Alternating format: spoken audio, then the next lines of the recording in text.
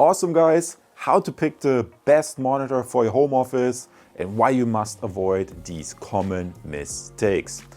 I have for you today an example monitor from the Samsung business monitor in the 27-inch size with full HD resolution and an IPS panel, which at first glimpse may look like a good monitor, but what are the common mistakes that you can avoid when purchasing an office monitor?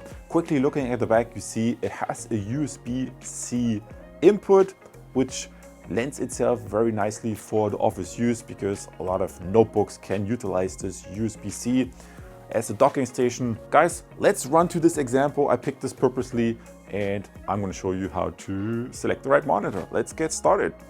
So guys, I'm very excited to have this monitor on my desk. Also, maybe you might think this is a little bit uneventful monitor. And yes, in a sense, I would agree with that. But I picked that, like I told you, for a purpose, because in this budget monitor range, there are a few things you should really consider before making a purchase. Here quickly looking at the monitor arm that just clips into place. Very straightforward mechanisms. They tend to be the same with most monitor models. You just fixate that by hand, maybe take a screwdriver, make sure it's snug fit. However, especially in the budget range of monitors, please pay attention. This particular model is height adjustable, but there are some that are not height adjustable. That can be a consideration.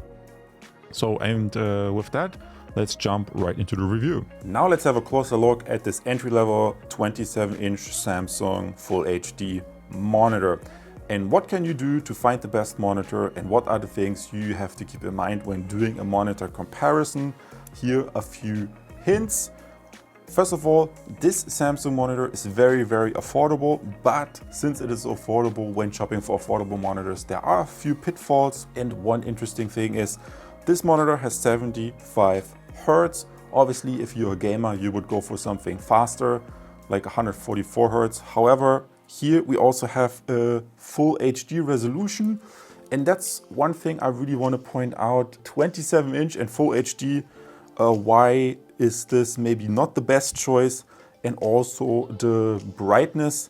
This monitor is listed, what I found, with 250 candela. And if you planning to use, I mean, just consider where you're planning to use the monitor. If you have a separate study or a small home office den or whatever, and you know there is not a lot of light in that room, maybe sunlight during the day, then 250 candela can be okay. But if you know during certain periods of the day, lots of light, then 250 candela might be a little bit low. On the flip side, what I did really like about this monitor is the stand, the monitor stand. I think at this price point, the monitor stand is very nicely built, and it's also height adjustable. That was a plus point. Another plus point for the Samsung monitor in my comparison was that it has an IPS panel. And let me show you below here, you can see the different panel types. And I would always encourage you, look for a monitor that has an IPS panel, unless maybe you're a gaming guy and you want a really fast monitor with a fast panel, then you're most likely going to find vertical alignment ones. But if 60 Hertz or 75 Hertz is enough, then I would always go with an IPS panel. And also important, how are you planning to use this? In this case, how I would do the cabling, I would use the display port for my Windows computer. Leave the HDMI free so that I can maybe connect some streaming box. I mean, these streaming boxes are popular. You can use an Apple TV, you can use these Google things, you can use the Amazon Prime. I really don't care, but I like to leave one HDMI free for a streaming box. Then also a benefit, this monitor has the USB-C.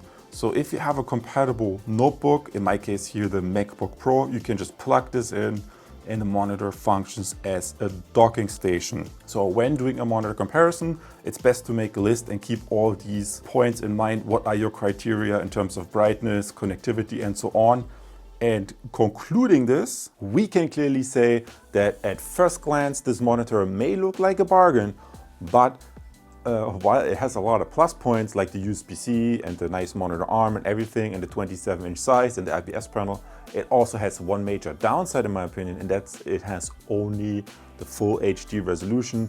which in my opinion for a 27-inch monitor is just like inadequate. If you have 27-inch, try to get WQHD or maybe even higher. So that's why when you are doing your own monitor comparison, I'm hammering home this point once more again, make a list. What brightness do you need? How bright is your room? Do you want the USB-C? Yes or no? And so on and so forth. And then for the 27-inch, I recommend WQHD or higher. Guys, if you want to know more or have a specific question about making your own monitor comparison or finding the best monitor, let me know in the comments below. And I see you as a subscriber on my channel because I have lots more useful videos like this. See you soon. Bye.